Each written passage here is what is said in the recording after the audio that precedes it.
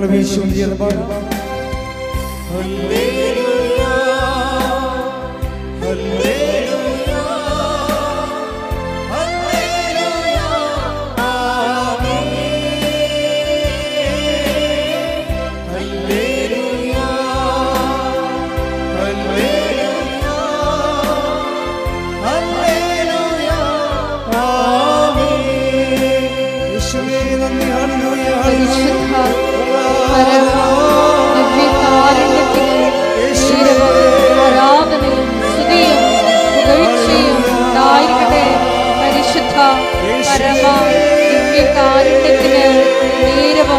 ആരാധനയും സ്തുതിയും പുകഴ്ചയും ഉണ്ടായിരിക്കട്ടെ.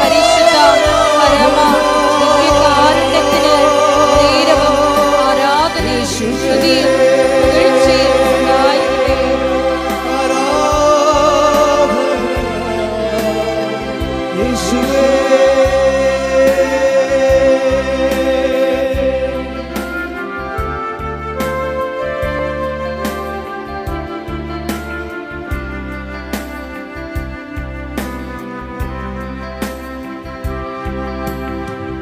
ആദിയും നീയേ അന്തവും നീയേ അങ്ങേ ഞാൻ ആരാധിക്കും.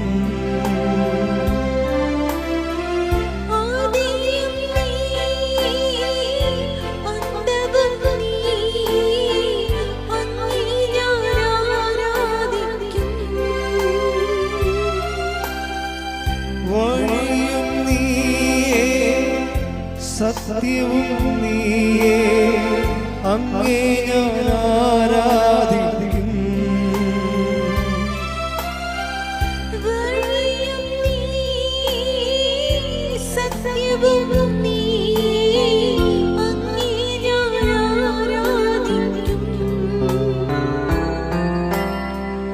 അങ്ങേ ഞാൻ ആരാധിക്കും യേശുവേ, അങ്ങേ ഞാൻ ആരാധിക്കും. കരങ്ങൾ വീശി പാടാം.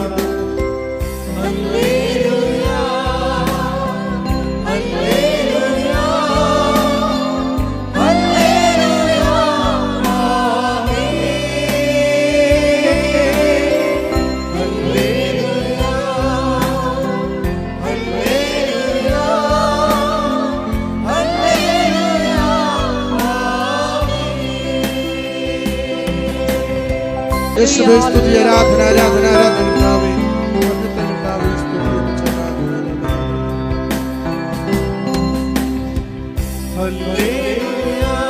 കരങ്ങൾ വീശിക്കൊണ്ട്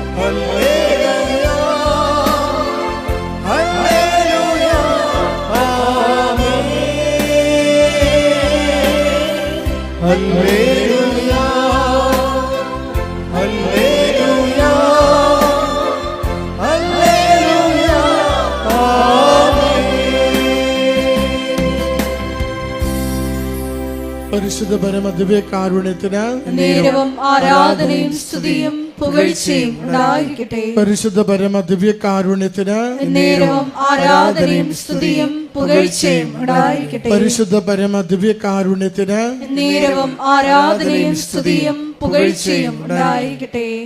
മഹത്വ കർത്താവേ, സ്തുതി കർത്താവേ. കുടുംബങ്ങളെ നവീകരിക്കണമേ കർത്താവേ. രോഗങ്ങൾക്ക് സൗഖ്യം നൽകണമേ കർത്താവേ. മനക്ലേശങ്ങളെ മാറ്റി നൽകണമേ കർത്താവേ. അനുതാപങ്ങൾക്ക് അനുഗ്രഹിക്കണമേ കർത്താവേ. സംരക്ഷണയിൽ ജീവിക്കുവാൻ സഹായിക്കണമേ കർത്താവേ. കർത്താവേ സ്തുതി കർത്താവേ. ആരാധന ആരാധന ആരാധന കർത്താവേ. ഹല്ലേലൂയ കർത്താവേ. മഹത്വം സ്തുതി സ്തുതി കർത്താവേ. ആരാധന മഹത്വം hallelujah hallelujah hallelujah amen hallelujah hallelujah hallelujah ആമേൻ. പരിശുദ്ധ പരമ ദിവ്യകാരുണ്യത്തിന് നേരവും ആരാധനയും സ്തുതിയും പുകഴ്ചയും ഉണ്ടായിരിക്കട്ടെ. പരിശുദ്ധ പരമദിവ്യകാരുണ്യത്തിന് നേരവും ആരാധനയും സ്തുതിയും പുകഴ്ചയും ഉണ്ടായിരിക്കട്ടെ. പരിശുദ്ധ പരമദിവ്യകാരുണ്യത്തിന് നേരവും ആരാധനയും സ്തുതിയും പുകഴ്ചയും ഉണ്ടായിരിക്കട്ടെ. ഈ അനുഗ്രഹവേളയിൽ ഞങ്ങൾക്ക് സാധിച്ചു തരുവാൻ കനിയണമേ. ആമേൻ. ഒരുമിച്ച് സ്തുതിക്കാം. ഹല്ലേലൂയ. യേശുവേ സ്തുതി, ആരാധന, മഹത്വം കർത്താവേ. നന്ദി കർത്താവേ. ഈ ആരാധനയിലൂടെ ഞങ്ങളുടെ ഹൃദയങ്ങളെ ഒന്ന് ജ്വലിപ്പിക്കണമേ കർത്താവേ. അച്ഛനെ കർത്താവ് പുതിയ അഭിഷേകം നൽകി ഒന്ന് സഹായിക്കണമേ കർത്താവേ. കുടുംബത്തിനും ജീവിതത്തിനും ആവശ്യമായ സന്ദേശങ്ങൾ ഇത്തിരി മണിക്കൂറിൽ നൽകുവാനുള്ള കൃപയാകണമേ കർത്താവേ. അനുഗ്രഹിക്കണമേ കർത്താവേ. ഹല്ലേലൂയ. യേശുവേ സ്തുതി കർത്താവേ. ആരാധന, ആരാധന, മഹത്വം കർത്താവേ. സ്തുതി, ആരാധന. ആരാധ്യൻ യേശുവരാ, വണങ്ങുന്നു ഞാൻ പ്രിയനേ.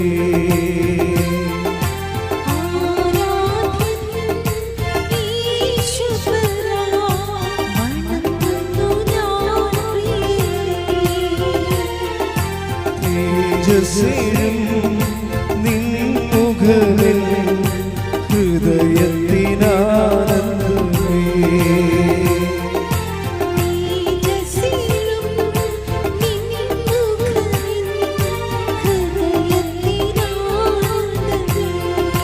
ആരാധനേശ്വര, ആരാധ്യൻ യേശുവര, വണങ്ങുന്നു ഞാൻ പ്രിയനേ. തേജസ്സിലും നിൻമുഖമിൽ ഹൃദയത്തിനാനന്ദമേ. സ്തുതിച്ചു പ്രാർത്ഥിക്കാം. Hallelujah, hallelujah. ഒരിക്കൽ കൂടി ഈ ധ്യാനം നയിക്കുവാൻ പോകുന്ന ബഹുമാനപ്പെട്ട വി.പി. ജോസഫ് അച്ഛനെ അൾത്താരയിൽ പ്രത്യേകമായിട്ട് സമർപ്പിച്ചൊരു നിമിഷം പ്രാർത്ഥിക്കാം. ഈ ആരാധനയിലുടനീളം നിങ്ങൾക്ക് ആവശ്യമായിട്ടുള്ള വചനം നൽകണമേ എന്ന് പ്രാർത്ഥിക്കുന്നു.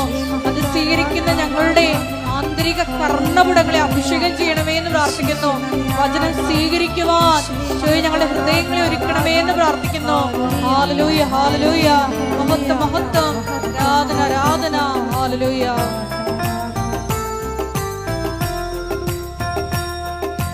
നിൻ കൈയിൽ എൻ കണ്ണുനീർ തുടയ്ക്കുന്നതറിയുന്നു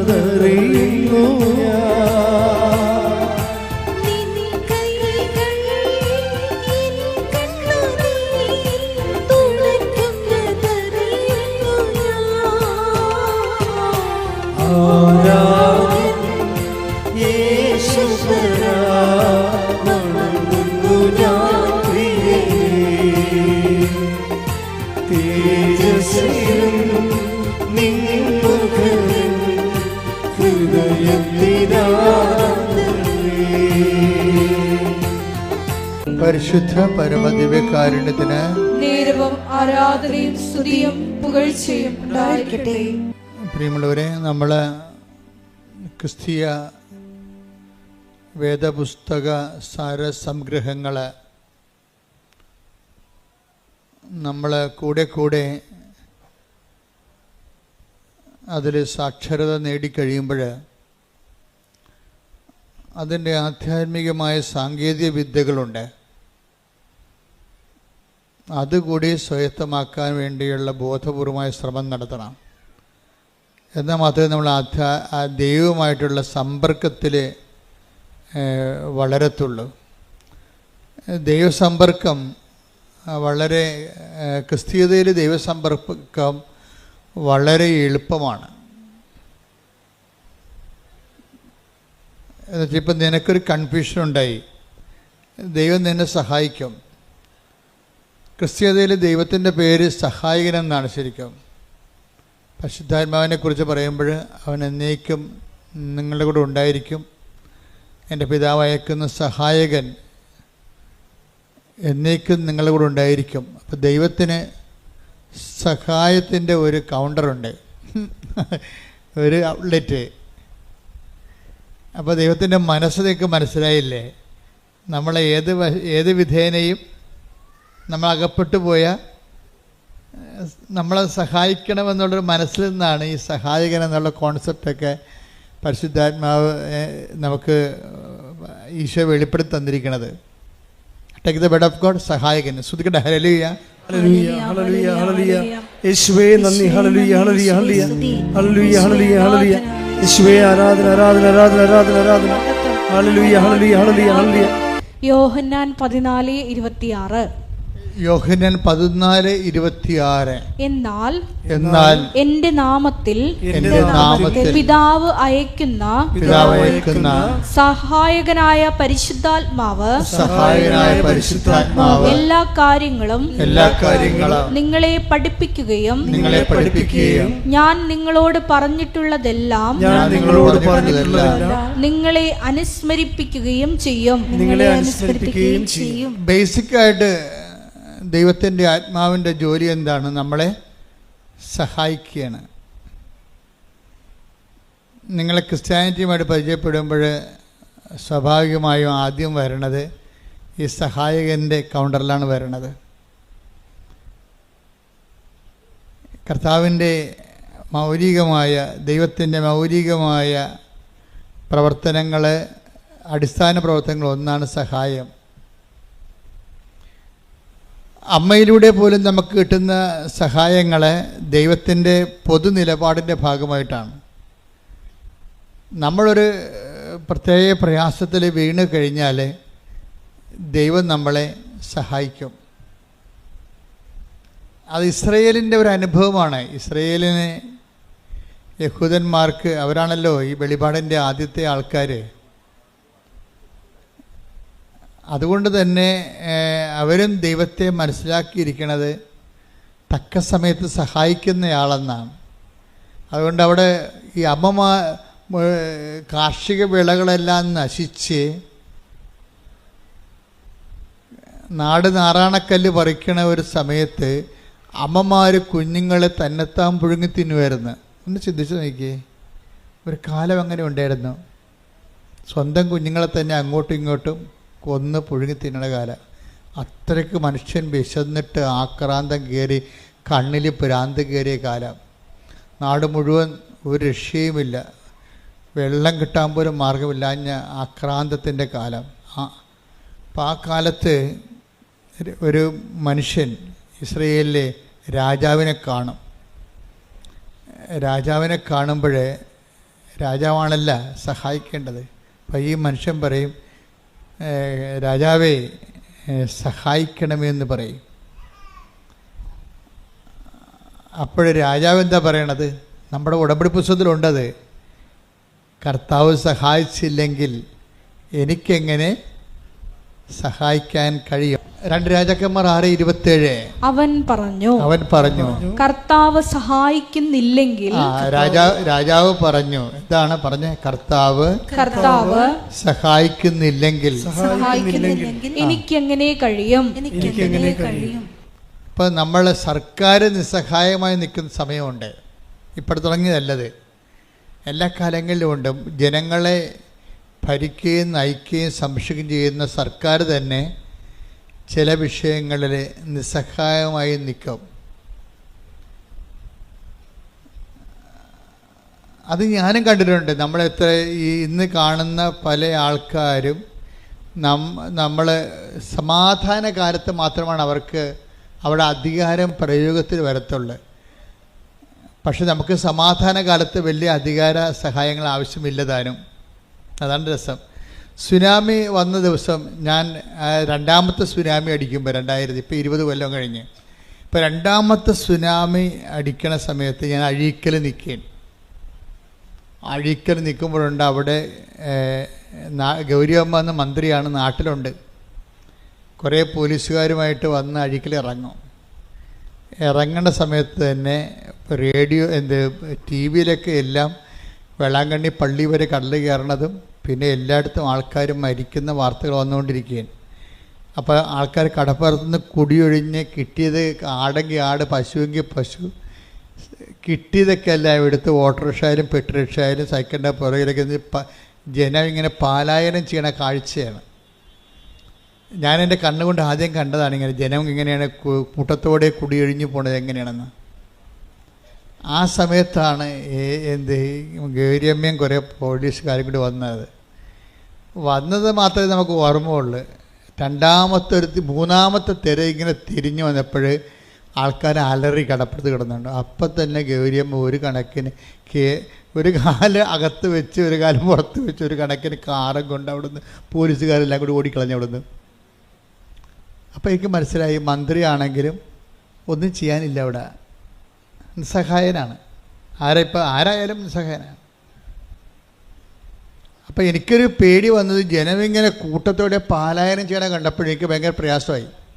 കാര്യം ഇനി ജനം തിരിച്ചു വരത്തില്ലേ, ഇനി എന്താണ്, കടൽ കയറി വരികയാണ്, മൂന്നാമത്തെ കയറ്റം കയറി കഴിഞ്ഞാൽ നാട് മുങ്ങിപ്പോവുക.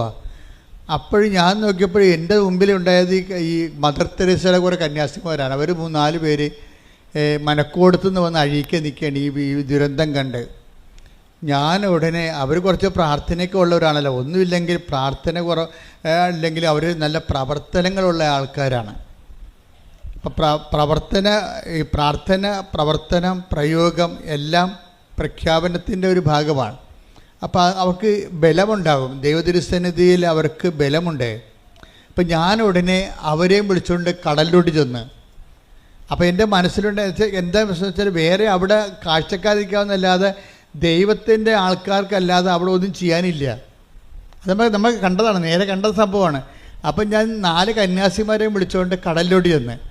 കടലിലോട്ട് ചെന്നിട്ട് എന്താ ചെയ്യണമെന്ന് വെച്ചാൽ, അവിടെ മുട്ടിൽ നിന്നിട്ട് ഇവരുടെ ഈ കന്യാസിമാരുടെ കൈ അപ്പുറത്തും കോർത്ത് പിടിച്ചുകൊണ്ട് ഞങ്ങൾ സ്വർഗസ്ഥനായ പിതാവ് നന്മറിഞ്ഞുറയും ചൊല്ലി. എന്നിട്ട് ഞാൻ പറഞ്ഞത് ഒറ്റ കാര്യമേ ഉള്ളൂ, കർത്താവേ, ജോബിൻ്റെ പുസ്തകത്തിൽ എഴുതിയിട്ടുണ്ട്, എന്താണ്, കടലിന് ഓടാമ്പൽ വെച്ചത് നീയാണെന്ന്. നീ ഇന്ന് ഓടാമ്പൽ വെച്ചില്ലെങ്കിൽ ഈ ജനം ഉണ്ടാകത്തില്ല. അതായത് കടലിന് ഓടാമ്പൽ വെക്കുന്നത് കർത്താവാണെന്ന് ജോബിൻ്റെ പുസ്തകത്തിലുള്ളതാണ്. ഈ വചനങ്ങൾ പഠിക്കുന്നതിൻ്റെ ഉദ്ദേശം തക്ക സമയത്ത് നമുക്കത് പ്രയോഗിക്കാൻ വേണ്ടിയാണ്. എൻ്റെ മനസ്സിൽ പരിശുദ്ധാത്മാവ് എൻ്റെ ഒരു സഹായം തന്നതാണ്. എന്താണ്, ഈ വചനം ഓർക്കടാ, ഈ വചനം ഓർത്ത് പ്രാർത്ഥിക്കാൻ പറഞ്ഞു. ആ വചനം ഞാൻ ഓർത്തപ്പോഴേ അത് സഹായമാണ് ശരിക്കും. പരിശുദ്ധാത്മാവിൻ്റെ വചനം ഓർപ്പിച്ചു തരുമെന്നാണ് പറഞ്ഞത്. എന്താണ്, ഞാൻ പഠിപ്പിച്ചിട്ടുള്ള നിങ്ങളെ അനുസ്മരിപ്പിക്കുകയും ചെയ്യും. യോഹന്നാൻ 14:26. യോഹന്നാൻ 14:26 എന്നാൽ എന്റെ നാമത്തിൽ പിതാവ് അയക്കുന്ന സഹായകനായ പരിശുദ്ധാത്മാവ് എല്ലാ കാര്യങ്ങളും നിങ്ങളെ പഠിപ്പിക്കുകയും ഞാൻ നിങ്ങളോട് പറഞ്ഞിട്ടുള്ളതെല്ലാം നിങ്ങളെ അനുസ്മരിപ്പിക്കുകയും ചെയ്യും. അപ്പൊ ഈ അനുസ്മരണ ഒരു സഹായമായിട്ടാണ് അവിടെ വെളിപാട് കൊള്ളണത്. നിങ്ങൾക്ക് തക്ക സമയത്ത് പ്രാർത്ഥിക്കാൻ വചനങ്ങൾ വേണം. കാര്യം നമ്മൾ വായിത്തൊന്നേ വിളിച്ച് പ്രാർത്ഥിക്കണ പോലെ അല്ല വചനം പ്രാർത്ഥിക്കണത്. വചനം പ്രാർത്ഥിക്കുമ്പോൾ വചനത്തിലുള്ളത് എല്ലാം ദൈവത്തിൻ്റെ വാഗ്ദാനങ്ങളാണുള്ളത്. അപ്പോൾ ഞാൻ നിങ്ങളെ അനുസ്മരിപ്പിക്കുമെന്ന് പറഞ്ഞു കഴിഞ്ഞാൽ വാഗ്ദാനമാണത്. അപ്പോൾ ദൈവം, ഇപ്പം നമുക്കറിയാമല്ലോ, ബ്ലോക്കിലായാലും പഞ്ചായത്തിലായാലും നമുക്ക് ഇഷ്ടമുള്ള പോയി ചോദിക്കാൻ പറ്റത്തില്ല. ബ്ലോക്കിൽ ചെന്നിട്ടും പറയണേ, എനിക്ക് ഓസ്ട്രേലിയയിൽ പോകണം, കുറച്ച് ലോൺ തരാൻ പറഞ്ഞാൽ പറയും അത് നിങ്ങൾ പോയാൽ ബാങ്കിൽ പോയി അന്വേഷിക്കാൻ പറയും. ബ്ലോക്കുകാരെ തരുക. ഇവിടെ വല്ല ഇറച്ചിക്ക് ഒഴിയുക, പശുവിനെ കുത്തുവെക്കുക, വല്ല പരിപാടി ഉണ്ടെങ്കിൽ ചെയ്യാം. അത് ബ്ലോക്കിൽ ചെന്നിട്ട് നമ്മൾ ഉടനെ ഓസ്ട്രേലിയയിൽ പോകണം, ലോൺ തരണമെന്ന് അവർ തരത്തില്ല. അത് വെച്ച് കഴിഞ്ഞാൽ അവർ അതിൻ്റെ പ്രൊവിഷൻ ഇല്ല. നമ്മളെപ്പോഴും ദൈവവചനം പറഞ്ഞ് പ്രാർത്ഥിക്കുമ്പോഴുള്ള ഗുണമെന്ന് പറയുന്നത്, ദൈവവചനത്തിൽ അതിൻ്റെ പ്രൊവിഷനുണ്ട്. എന്താണ് നിനക്ക് കിട്ടണമെന്നറിയാം. നമുക്കൊരു വാഗ്ദാനം തന്നിട്ടുണ്ട്. അപ്പോൾ നിങ്ങളോട് അരമണിക്കൂർ വചനം വായിക്കാൻ പറഞ്ഞിട്ടില്ലേ? അരമണിക്കൂർ എന്ന് പറയുമ്പോൾ ഈ അരമണിക്കൂർ ഇങ്ങനെ നിങ്ങൾ നോവൽ വായിക്കണ പോലെ വായിച്ചു പോകാനല്ല ഞാൻ ഉദ്ദേശിക്കുന്നത്. നിങ്ങളൊരു 5 മിനിറ്റ് വായിച്ചിട്ട് അത് തന്നെ ആവർത്തിച്ച് വായിക്കണം. പിടികിട്ടിയ 5 മിനിറ്റ് വായിക്കണം. വായിച്ചിട്ട് പിന്നെ എന്ത് ചെയ്യണം? ആവർത്തിച്ച് വായിക്കണം. ആവർത്തിച്ച് വായിക്കുമ്പോൾ ഏതെങ്കിലും ഒരു വചനത്തിൽ നിങ്ങൾക്ക് അനോയിൻറ്റിങ് കിട്ടും. വചനത്തിൽ അങ്ങനെ ഒരു പ്രശ്നമുണ്ട്. ഇപ്പോൾ ഒരു 5-8-10 അമ്മമാർ നിൽക്കുകയാണെന്ന് വിചാരിച്ചോ. അപ്പോൾ നമ്മൾ പെറ്റ നമ്മുടെ കുഞ്ഞ് ഇങ്ങനെ വരുമ്പോൾ എല്ലാ അമ്മമാരെയും നോക്കും. എന്നിട്ട് ആ കൊച്ചിൻ്റെ അമ്മയെ കാണുമ്പോഴാണ് ആ കൊച്ചിങ്ങനെ കൈ പൊക്കണത്. അപ്പോൾ ഉടനെ അമ്മ വാരിയെടുക്കും അതിനെ. അതുപോലെ ചില വചനങ്ങൾക്ക് നമ്മളെ കാണുമ്പോൾ അഭിഷേകം ഉണ്ടാവും, നമ്മൾക്കതിൻ്റെ അഭിഷേകം കിട്ടും. ഉടനെ ആ വചനം നമ്മൾ പറയും അത് കാണാതെ പഠിക്കാൻ പറയും, ആ വചനം കാണാതെ പഠിക്കാൻ പറയും. അങ്ങനെ വചനം പഠിക്കണത് അല്ല. ഞാൻ വചനപ്പെട്ടി എടുത്തിട്ട് കുറേ വചനം കാണാൻ പഠിച്ചേക്കാം, അല്ലെങ്കിൽ ഞാൻ വചനം വായിക്കുമ്പോൾ അങ്ങോട്ട് വായിച്ച് പോയേക്കാം. അങ്ങനെ വായിച്ചാൽ നിങ്ങൾ അങ്ങനെ വായിച്ച് പോയിക്കൊള്ളൂ. എവിടെ പോകുന്നത് നമുക്ക് ആർക്ക് അവർ പിടിയും കിട്ടത്തില്ല, എങ്ങോട്ടാണ് പോകണമെന്ന് അറിയാൻ പറ്റത്തില്ല. വായിച്ച് പോകാനല്ല നോക്കേണ്ടത്. വചനം 5 മിനിറ്റ് എടുത്തിട്ട്, അരമണിക്കൂർ 5 മിനിറ്റ് എടുത്തിട്ട് ആ വചനം റിപ്പീറ്റ് ചെയ്ത് വായിക്കണം, ആവർത്തിച്ച് വായിക്കണം. ഞാൻ ദൈവവുമായിട്ട് ഇടപഴകുകയാണെന്നുള്ള ബോധം ഉണ്ടാകണം. അല്ലാതെ ഒരു പുസ്തകം വായിക്കണം തോന്നരുത്. നമുക്ക് വായിക്കാം, അപ്പം അതുപോലെ ഒരു ബൈബിളും വായിക്കാം. അങ്ങനെ വായിച്ച അഭിഷേകം ഉണ്ടാകത്തില്ല. ഞാൻ എൻ്റെ ദൈവത്തിൻ്റെ ദൈവത്തോട് ഇത് വാക്കുകൾ കേട്ടുകൊണ്ടിരിക്കുകയാണ്. വായിക്കുമ്പോൾ ഞാൻ കേട്ടുകൊണ്ടിരിക്കുകയാണ്. ഞാൻ ദൈവത്തെ കേൾക്കുകയാണ് എന്ന് പറയുമ്പോൾ ഭക്തി തോന്നണം, ഭക്തി ഉണ്ടാകും അല്ലേ? ഞാൻ ദൈവത്തെ കേൾക്കുകയാണ്, അല്ലെങ്കിൽ ദൈവം എന്നോട് സംസാരിക്കുകയാണ് എന്ന് നമുക്കൊരു ബോധത്തിൽ വേണം വചനം വായിക്കാൻ. 5 മിനിറ്റ് വായിച്ചിട്ട് പിന്നെ റിപ്പറ്റീഷൻ ആയിരിക്കണം അതിൻ്റെ. അങ്ങനെ റെപ്പറ്റീഷൻ ആയി കഴിഞ്ഞാൽ ഈ നമ്മൾ ആവർത്തിക്കുന്ന ഏതെങ്കിലും വചനത്തിൽ വെച്ച് നമുക്ക് ഒരു അഭിഷേകം ഉണ്ടാകും. അത് നമ്മുടെ മനസ്സിലിങ്ങനെ തങ്ങി നിൽക്കും. എന്നിട്ട് തങ്ങി നിന്നിട്ട് അതിങ്ങനെ അബീസിലേക്ക് പോകും. ചില സമയത്ത് അബീസിലേക്ക് പോയാലും അതിൻ്റെ കോഡ് അടിച്ചാൽ നമുക്കറിയാമല്ലോ, സെർവറിലേക്ക് നമ്മുടെ മാറ്റർ മൊബൈലിൽ സെർവറിലേക്ക് പോയാലും ശരി, നമ്മളതിൻ്റെ കോഡ് അടിച്ചു കഴിഞ്ഞാൽ ഉടനെ അത് തിരിച്ചു വരും ഇല്ലേ? എന്ത് വീഡിയോ ആണെങ്കിലും നമ്മൾ അതിൻ്റെ ഒരു കോഡ് അടിച്ച് കൊടുത്താൽ മതി. ഇതുപോലെയാണ് വചനം വായിച്ചാൽ ഒരു പ്രശ്നം ഉണ്ടായി കഴിയുമ്പോൾ പരിശുദ്ധാത്മാവ് നമ്മളെ സഹായിക്കും. ഈ പ്രശ്നത്തിന് ഈ വചനം വെച്ചാണ് പ്രാർത്ഥിക്കേണ്ടത്. അല്ലെങ്കിൽ നമ്മൾ വായി തോന്നണ പോലെ ഈ സ്വയം പ്രേരിത പ്രാർത്ഥന പോലെ വായി തോന്നണ കോതൊക്കെ പാട്ട് പോലെ എന്തെങ്കിലുമൊക്കെ പറഞ്ഞുകൊണ്ടിരിക്കും. അതല്ല, അത് മനുഷ്യൻ്റെ വചനമാണ്. പലപ്പോഴും ദൈവത്തോട് ഇടപെടുമ്പോൾ ദൈവത്തിൻ്റെ വചനം തന്നെയാണ് നമ്മൾ പറഞ്ഞ് പ്രാർത്ഥിക്കേണ്ടത്. നമുക്ക് ചിലപ്പോൾ നമ്പറൊന്നും അറിയാൻ പറ്റത്തില്ല, പക്ഷേ ദൈവാംശം അതിലുണ്ടാകണം. ഇപ്പം ഞാനെന്താ പറഞ്ഞത്? കർത്താവേ, ജോബിൻ്റെ പുസ്തകത്തിൽ എഴുതിയിട്ടുണ്ട് എന്താണ്, കടലിനെ ഓടാമ്പൽ വെച്ചത് അങ്ങാണെന്ന്. കർത്താവ്, ആ ഓടാമ്പൽ ഊരിപ്പോയിട്ടുണ്ടെങ്കിൽ അതിനെ അങ്ങ് തന്നെ അടച്ചു വെക്കണം. ഈ ജനങ്ങളുടെ ജീവൻ രക്ഷിക്കണം. കാരണം ജനങ്ങൾക്ക് വേണ്ടി നമ്മൾ മധ്യസ്ഥം വഹിക്കാൻ അവിടെ അതിന് ശേഷം പിന്നീട് കടൽ ശാന്തമാകുമല്ലോ.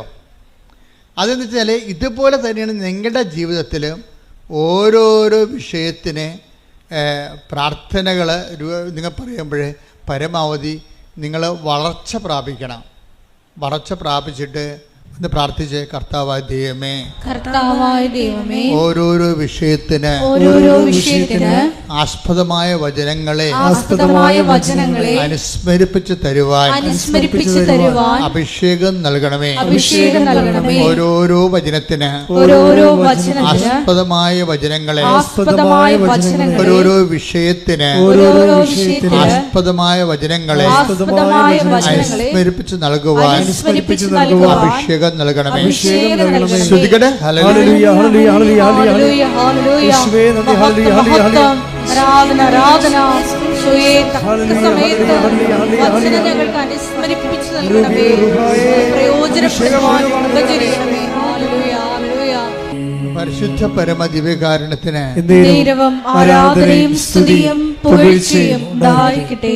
ദൈവത്തിൻ്റെ ഒരു ചായ്വെന്ന് പറയണത് നമ്മളെ ഏത് വിധേനയും ഏതവസ്ഥയിലും സഹായിക്കാനുള്ള ഒരു മാനസികാവസ്ഥയാണ് ദൈവത്തിനുള്ളത്. അത് പലപ്പോഴായിട്ട് വെളിപ്പെടുത്തുക മാത്രമല്ല, ഇസ്രായേലിൻ്റെ അനുഭവം മാത്രമല്ല. ഇസ്രായേലിൻ്റെ അനുഭവം എന്താ നമ്മൾ വായിച്ചില്ലേ? 2 രാജാക്കന്മാർ എന്താ പറഞ്ഞു? 2 രാജാക്കന്മാർ 6:27 ആ രാജാവിനോട് ചോദിക്കുകയാണ്, കർത്താവേ ഞങ്ങളെ സഹായിക്കണമേ. അപ്പോൾ എന്താ പറയണത്? രാജാവ് പറയണത്, ദൈവം സഹായിച്ചില്ലെങ്കിൽ രാജാവിനെ സഹായിക്കാൻ പറ്റുമോ? അടിസ്ഥാനപരം മനസ്സിലായില്ലേ? ഒന്ന് പറഞ്ഞ്, ദൈവം സഹായിച്ചില്ലെങ്കിൽ രാജാവിനെ സഹായിക്കാൻ പറ്റുമോ?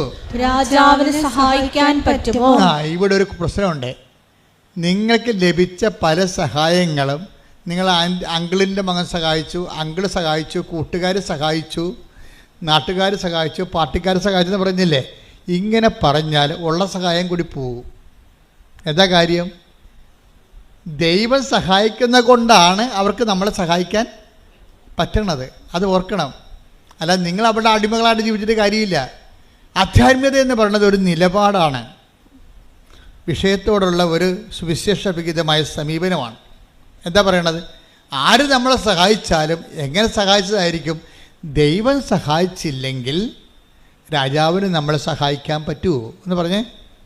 ദൈവം സഹായിച്ചില്ലെങ്കിൽ രാജാവിന് നമ്മളെ സഹായിക്കാൻ പറ്റുമോ? അപ്പം ഇന്ന് വരെ ആരെങ്കിലും സഹായിച്ചിട്ടുണ്ടെങ്കിൽ, കാര്യം സഹായം നമുക്കറിയാവില്ല, എത്രയോ പേരാണ് സഹായം കൊണ്ട് അധാർമികരായി പോയത്. ഇപ്പം ഒരു ദിവസം ഒരു ചേച്ചി പറഞ്ഞു, എൻ്റെ അച്ഛാ, ഞാൻ നല്ല പ്രതിബദ്ധയായ ഭാര്യയായിരുന്നു, പക്ഷെ അത് കുമ്പസാരമൊന്നുമല്ല, ഞങ്ങൾ സംസാരിക്കുമ്പോൾ പറയണതാണ്.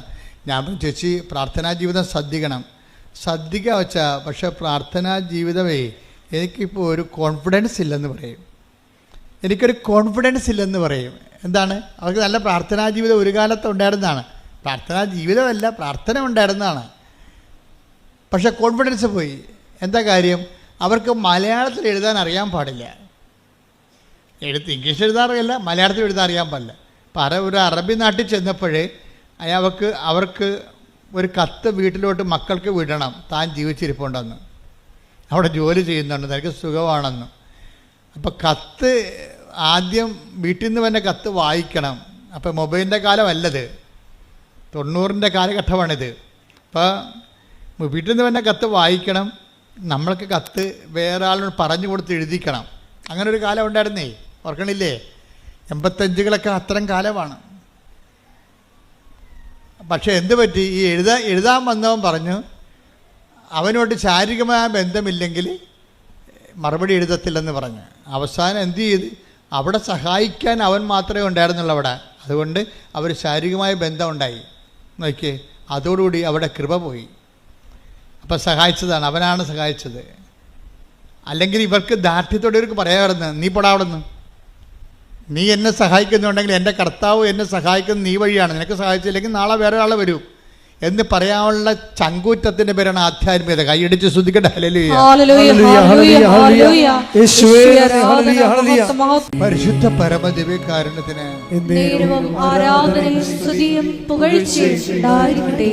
ആധ്യാത്മികത എന്ന് പറയുന്നത് ഒരു കുറച്ച് പ്രാർത്ഥനകളുടെ സംഹിതയല്ല, മറിച്ച് എന്താണ്? ഒരു ജീവിത വിഷയങ്ങളുള്ള ദൈവ കേന്ദ്രീകൃതമായ ഒരു നിലപാടാണ്. അതാണ് ഈ രാജാവ് പറയണത്.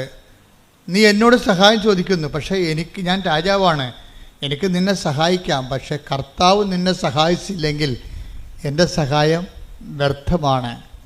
അത് ഇസ്രയേലിന് അറിയാം, യഹൂദ ജനതയ്ക്ക് മുഴുവൻ അറിയാം. വെളിപാട് ജനതയാണ് അവർക്ക് ദൈവത്തിൻ്റെ വഴികളെക്കുറിച്ച് അറിയാം. അതുകൊണ്ടാണ് അവരെന്താ പറയണത്?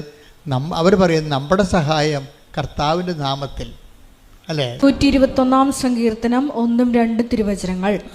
പർവ്വതങ്ങളിലേക്ക് ഞാൻ കണ്ണുകൾ സങ്കീർത്തനമാണ്. കൈ ഉയർത്തിക്കൊണ്ട് ഇങ്ങനെ പറഞ്ഞേ, പർവ്വതങ്ങളിലേക്ക് ഞാൻ കണ്ണുകൾ ഉയർത്തുന്നു, എനിക്ക് സഹായം എവിടെ നിന്ന് വരും? എനിക്ക് സഹായം കർത്താവിൽ നിന്ന് വരുന്നു. ആകാശവും ഭൂമിയും സൃഷ്ടിച്ച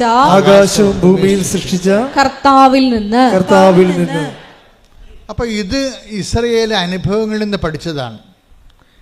അപ്പൊ നിങ്ങളെടുക്കണം, ഇപ്പൊ നിങ്ങൾ ഉടമ്പടി കഴിയുമ്പോൾ ഒത്തിരിയേറെ ആൾക്കാർക്ക് അനുഭവങ്ങളും അതിശയങ്ങളും അനുഗ്രഹങ്ങളും സംഭവിക്കും.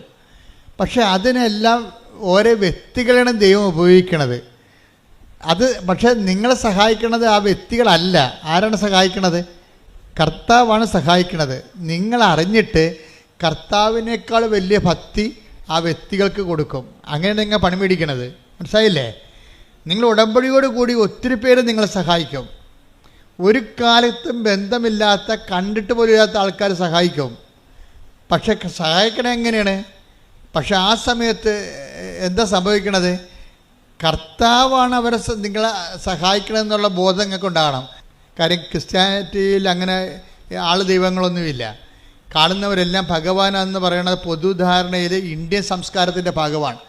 പക്ഷെ വരുന്ന പ്രോബ്ലം എന്ന് പറയണത് നമ്മൾ ഈ ചത്തുപോണ മനുഷ്യർ പലപ്പോഴും ഇവർ നമ്മളൊന്ന് സഹായിച്ചെന്നും പറഞ്ഞ് നമ്മൾ ഉടനെ എടുത്തവരെ ദൈവത്തിൻ്റെ സ്ഥാനത്ത് വെക്കും. നിങ്ങളെനിക്ക് ദൈവത്തെ പോലെയാണെന്ന് പറയും. അങ്ങനെ ഒരിക്കലും പറഞ്ഞു കഴിഞ്ഞാൽ അത് മാരകമായ പാപം, 1-ാം പ്രമാണ ലംഘനമാണ്. അതായത് നിൻ്റെ കർത്താവായ ദൈവം ഞാനാകുന്നു, ഞാനല്ലാതെ മറ്റൊരു ദൈവം നിനക്കുണ്ടാവരുത്. എന്താ കാര്യം? ദൈവത്തിൻ്റെ സ്ഥാനം അറിഞ്ഞോ അറിയാതെയോ അലപരാധികളായ മനുഷ്യർക്ക് കൊടുക്കും. അങ്ങനെ ഉണ്ടെങ്കിൽ അത് നിങ്ങൾ ആരായാൽ തന്നെയും നിങ്ങൾ ദൈവത്തോട് മാപ്പ് ചോദിക്കണം. പ്രാർത്ഥിക്കുക. കർത്താവായ ദൈവമേ, ഒരു സഹായം കിട്ടിയതിന്റെ പേരിൽ നിന്നെ മറന്ന് നിന്റെ മഹത്വം സൃഷ്ടിക്കപ്പെട്ട മനുഷ്യന് കൊടുത്തിട്ടുണ്ടെങ്കിൽ എന്റെ ജീവിതത്തിലെ ഞാൻ ആ തിന്മ ആവർത്തിക്കയില്ലെന്ന് പറഞ്ഞുകൊണ്ട് മാപ്പിനായി അപേക്ഷിക്കുന്നു.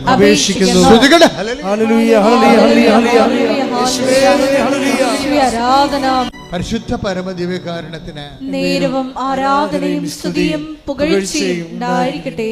ഇതൊക്കെ നിങ്ങൾക്ക് അനുദപിക്കാനുള്ള അവസരമാണ്. ഉടമ്പടി 2016 ആദ്യം തരുമ്പോൾ കർത്താവിൻ്റെ ഉടമ്പടിയുടെ അടിസ്ഥാന വചനം എന്തായിരുന്നു അറിയാവോ? എന്താണ്? അനുതപിച്ചാൽ നീ അനുഗ്രഹം പ്രാപിക്കും. യെശയ്യാ 1:19. അനുസരിക്കാൻ സന്നദ്ധരെങ്കിൽ ആദ്യത്തെ ഒരു പാപം ചെയ്തവരായിരിക്കാം നമ്മൾ. പക്ഷെ നമുക്ക് അനുതപിക്കാനുള്ള ഇതുപോലുള്ള അവസരങ്ങളുണ്ട്. പക്ഷെ അത് കൊടുത്താൽ മാത്രമേ കിട്ടത്തുള്ളൂ. ഹെബ്രായർ 12:17. പിന്നീട് അവകാശം പ്രാപിക്കാൻ ആഗ്രഹിച്ചപ്പോൾ പിന്നീട് അവകാശം പ്രാപിക്കാൻ ആഗ്രഹിച്ചപ്പോൾ ആളുടെ കാര്യമാണ്, ഏശാവിന്റെ കാര്യമാണ്. ഒരു ഗ്ലാസ് പാൽപ്പായസത്തിന് വേണ്ടി കടിഞ്ഞൽ അവകാശം വിറ്റ ഒരു പന്നിയാണ് ആ മനുഷ്യൻ. അവന് പിന്നീട് ബോധമുണ്ടായി. വിശപ്പ് വന്നപ്പോൾ പെട്ടെന്ന് ദൈവത്തെ മറന്നു പോയെങ്കിലും വിശപ്പ് കഴിഞ്ഞപ്പോൾ 2 ഏമ്പക്കം വിട്ട് കഴിഞ്ഞപ്പോൾ പുള്ളിക്ക് ബോധം വന്നു. പക്ഷെ അങ്ങനെ ബോധം വന്നിട്ട് കാര്യമില്ല. പിന്നീട് പുള്ളി കരഞ്ഞ് പക്ഷെ പിന്നീട് അവകാശം പ്രാപിക്കാൻ അവൻ ആഗ്രഹിച്ചു. എന്താ പക്ഷെ വചനം എന്താ പറയണത്? അവൻ തിരസ്കരിക്കപ്പെട്ടുവെന്ന് നിങ്ങൾക്കറിയാമല്ലോ. കണ്ണീരോടെ അവൻ അത് ആഗ്രഹിച്ചെങ്കിലും അനുദപിക്കാൻ അവൻ അവസരം ലഭിച്ചില്ല. That's a point എന്ന് പറഞ്ഞ കണ്ണീരോടെ അവനത് അനുതാപം ആഗ്രഹിച്ചെങ്കിലും അവകാശം ആഗ്രഹിച്ചെങ്കിലും അനുതപിക്കുവാൻ അവന് അവസരം കിട്ടിയില്ല. അപ്പൊ അനുതപിക്കാനുള്ളത് ഒരു അവസരമാണ്. നിങ്ങൾക്ക് ദൈവം ഓരോ അവസരങ്ങൾ തരും. എന്നിട്ട് ആൾക്കാരെന്ത് ചെയ്യും? നാളെ എന്ന് പറഞ്ഞ് മാറ്റിവെക്കും. നാളെ ശരിയാക്കാം, ഞാനിപ്പോൾ തിന്മയിൽ ജീവിക്കുകയാണ്, നാളെ ശരിയാക്കാമെന്ന് പറയും. അത് പ്രഭാഷകൻ എന്താ പറയുന്നത്? 7 നാളെ എന്ന് മാറ്റി വെക്കരുത്. ടേക്ക് ദ വെളക്ക് ശ്രദ്ധിക്കട്ടെ. Hallelujah hallelujah hallelujah hallelujah hallelujah. യേശുവേ നന്ദി, ഹല്ലേലൂയ സ്തോത്രം, ഹല്ലേലൂയ. യേശുവേ നന്ദി ഹല്ലേലൂയ. പ്രഭാഷകൻ 5:7. 5:7. കർത്താവിങ്കിലേക്ക് തിരിയാൻ വൈകരുത്. നാളെ എന്ന് നീട്ടിവയ്ക്കുകയും അരുത്. അവിടുത്തെ ക്രോധം അവിചാരിതമായി ഉണരുകയും ആ ശിക്ഷയിൽ നീ നശിക്കുകയും ചെയ്യും. കർത്താവിൻ്റെ തിരിയാൻ, ദൈവത്തിലേക്ക് തിരിയാൻ ചില ആൾക്കാരില്ല, പത്രം കൊണ്ടുപോയി അലമാരിയുടെ മോളിൽ വെച്ചിട്ട് കറങ്ങി നടക്കും. അവിടെ ചെന്നപ്പോൾ അച്ഛനെ കണ്ടില്ല. കുമ്പസാരം ഞങ്ങളുടെ നാട്ടിൽ കുമ്പസാരം, ഞങ്ങളുടെ ഇടവക കുമ്പസാരം 1-ാം ഞായറാഴ്ചയും ശനിയാഴ്ചയും 3-ാം ശനിയാഴ്ചയുമാണ്. ഇങ്ങനെയൊക്കെ ഉടായ്പ പറഞ്ഞു നടക്കും. അപ്പോൾ ഇന്ന് കഴിഞ്ഞ ദിവസം ഒരു ചേട്ടത്തി പറഞ്ഞേ, ഞങ്ങളുടെ ഇടവകയിലെ അച്ഛനും കുമ്പസാരത്തിന് ഇരിക്കണത് മുഴുവനും 1, 3 പക്ഷേ ഞാൻ എൻ്റെ മക്കളും കൂടി വിളിച്ചുകൊണ്ട് അച്ഛൻ്റെ അടുത്ത് പറഞ്ഞു, അച്ഛൻ എനിക്ക് കുമ്പസാരിക്കണം, എനിക്ക് മക്കൾക്ക് കുമ്പസാരിക്കണം. പിന്നെ ഇപ്പം ഞങ്ങൾ ആഴ്ച കുമ്പസാരിക്കും. കണ്ട, അത് എന്ത് തീഷ്ണതയാണ്. അത് വരുമ്പോൾ കത്തോലിക്കൽ ശ്രദ്ധിക്കുക, മറ്റു സഭക്കാർ അവരുടെ സഭയിലുള്ള വിശുദ്ധീകരണ നടപടികൾ സ്വീകരിക്കുക. പക്ഷെ ഒന്നും മാറ്റി വെക്കരുത്. നിങ്ങളുടെ അലംഭാവം കൊണ്ട്, നിങ്ങളെ പള്ളിയുടെ മുതുകത്ത് പഴിചാരിക്കൊണ്ട് നിങ്ങളുടെ സ്കൂട്ടാകണതാണ്. ദൈവത്തിനറിയാമത് ഉടായിപ്പാണെന്ന്. അപ്പം അത് ദൈവത്തിരുസന്നിധിയിൽ നിൽക്കുമ്പോൾ മനുഷ്യൻ്റെ മുമ്പിൽ ഈ മറച്ച് കളിയും ഒളിച്ച് കളിയും നടക്കും. ദൈവത്തിരുസന്നിധിയിൽ ഒരു നടക്കണില്ല. നിങ്ങളെ ഒരു തീരുമാനം എടുക്കുമ്പോൾ തന്നെ ഇന്നത് കൊണ്ടാണ് തീരുമാനിക്കണം ദൈവത്തിന് അറിയാൻ പറ്റും. അപ്പം നിങ്ങൾ മനുഷ്യന്മാരുടെ പെരുമാറുന്ന പോലെ ദൈവത്തിൻ്റെ അടുത്ത് പെരുമാറി പണി മേടിക്കരുതെന്നാണ് ഞാൻ പറഞ്ഞതിൻ്റെ അർത്ഥം. ശ്രുതിക്കട്ടെ hallelujah. Hallelujah hallelujah hallelujah hallelujah.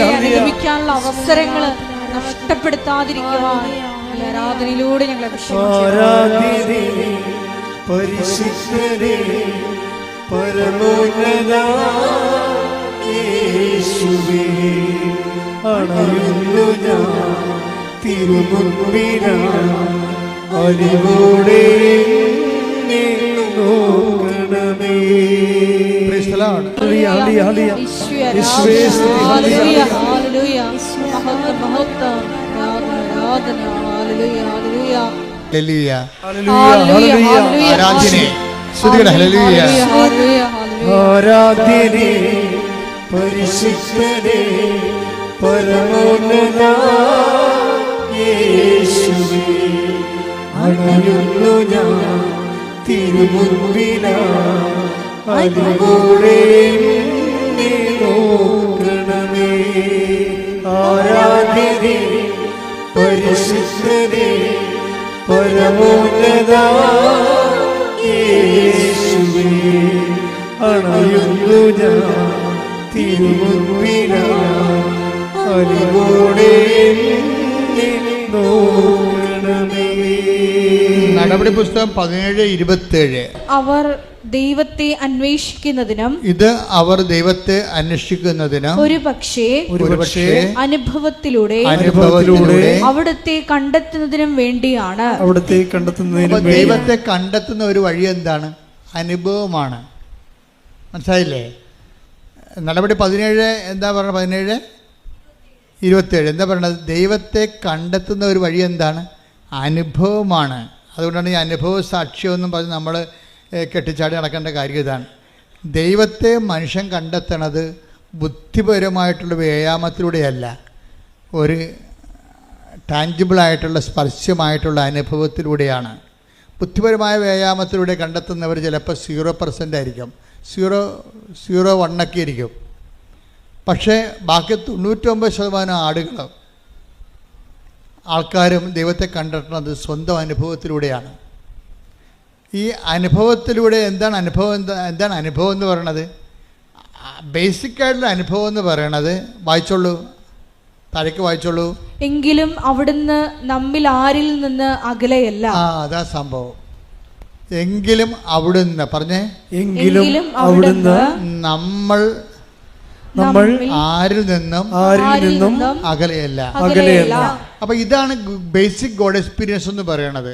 നിങ്ങൾ ഏത് മതത്തിൽപ്പെട്ട ആൾക്കാരായാലും ദൈവം നിങ്ങൾ നിന്ന് അകലെയല്ല എന്ന് ആരിൽ നിന്നും എന്നാണ് പറയണത്. അല്ലാതെ മറ്റ് ഓരോ വിഭാഗമല്ല പറയണത്. നമ്മൾ അത് ഏതൻസിലെ പ്രസംഗമാണ്. ഏതൻസിൽ ചുരുക്കം ചില യഹൂദന്മാരേ ഉള്ളൂ. പൗലോസിൻ്റെ പ്രസംഗമാണിത്. അവിടെയുള്ളതെല്ലാം ഗ്രീക്ക് വിജാതിയരാണ് ഉള്ളത്, യഹൂദന്മാരുടെ ജാതിയിൽപ്പെടാത്തവരാണ്. അപ്പോൾ കോമൺ പബ്ലിക്കിനോടാണ് പറയണത്, നമ്മൾ ആരിൽ നിന്നും ദൈവം അകലെയല്ല. ഇതെല്ലാവരും മനസ്സിലാക്കണം. നിങ്ങൾ എന്ത് വിശ്വസിച്ചാലും യഥാർത്ഥ ദൈവം നിങ്ങൾ ആരിൽ നിന്നും അകലെയല്ല. അതുകൊണ്ട് ഇപ്പോഴെന്താ സംഭവം? അകലെ അല്ല എന്ന് വെച്ചതിൻ്റെ അർത്ഥം എന്താണ്? അടുത്താണെന്നതിന് അർത്ഥം. മനസ്സിലായി? അകലെയല്ലെന്ന് പറഞ്ഞതിൻ്റെ അർത്ഥം എന്താണ്? അടുത്താണ്. കലവൂര് ഈ കൃപാസനത്തിൻ്റെ അകലെ അല്ല എന്ന് വെച്ചാൽ കലവൂര് അമേരിക്കയിലല്ലെന്ന് അതിൻ്റെ അർത്ഥം. അടുത്താണെന്ന് എന്ന് വെച്ചാൽ നമ്മളൊരു ചെറിയൊരു പരിശ്രമം നടത്തിയാൽ പെട്ടെന്ന് അവിടെ എത്താൻ കഴിയും. അപ്പം ദൈവത്തിൻ്റെ അനുഭവങ്ങളെന്ന് പറയണത് യമ, നിയമ, ആസന, പ്രാണായാമ, പ്രത്യാസന, നിധിധ്യാസന, സമാധിയിലൂടെ 9 കൊല്ലം കാത്തിരിക്കേണ്ട കാര്യങ്ങളില്ലെന്നാണ് പറയണത്. വളരെ ദൈവത്തിന് വളരെ സിമ്പിളായിട്ടാണ് കൊടുക്കണത്. എന്താ കാര്യം? നമ്മൾ ആരിൽ നിന്നും അകലെയല്ല. നമ്മൾ ചെറിയൊരു പരിശ്രമം നമ്മുടെ ഭാഗത്തു നിന്നുണ്ടെങ്കിൽ ദൈവം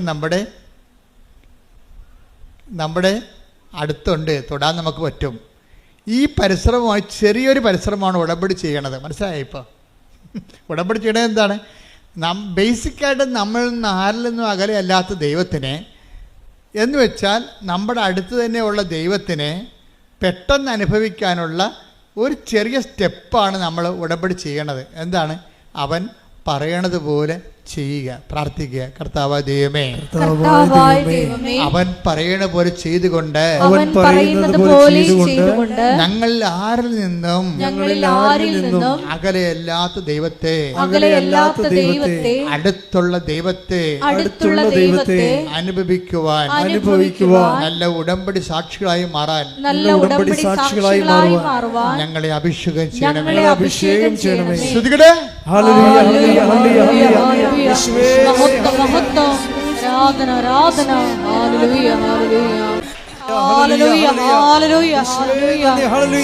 വലിയ വചന വെളിപാടിന് നന്ദി പറയുന്നു.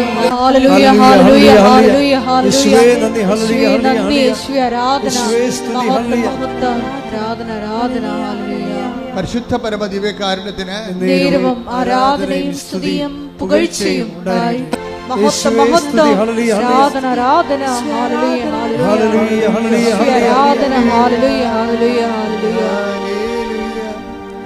ആരാധ്യനേ പരിശുദ്ധനേ പരമോന്നത യേശുവേ, അണയുന്നു ഞാൻ തിരുമുൻപിലായി അറിവോടെ നോക്കണമേ.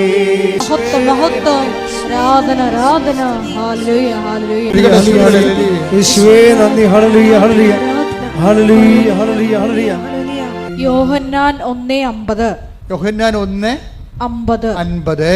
യേശു പറഞ്ഞു അത്തിമരത്തിന്റെ ചുവട്ടിൽ നിന്നെ കണ്ടു എന്ന് ഞാൻ പറഞ്ഞതുകൊണ്ട് നീ എന്നിൽ വിശ്വസിക്കുന്നു.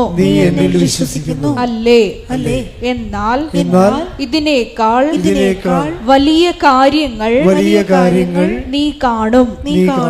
Praise the Lord. അതായത് സ്വർഗീയമായ കാര്യങ്ങളെ കുറിച്ചാണ് പിന്നീട് സംസാരിക്കുന്നത്.